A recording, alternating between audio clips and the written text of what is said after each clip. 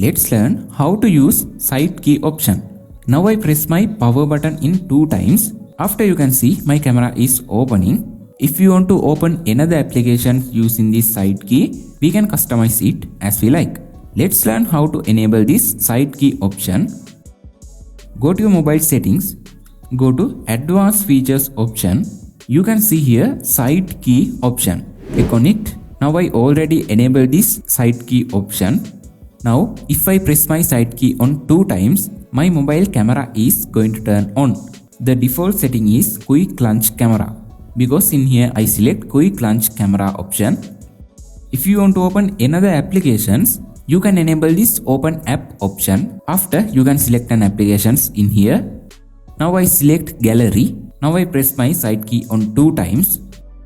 Now you can see my mobile gallery is opening. I think this is very good feature to use on mobile easily.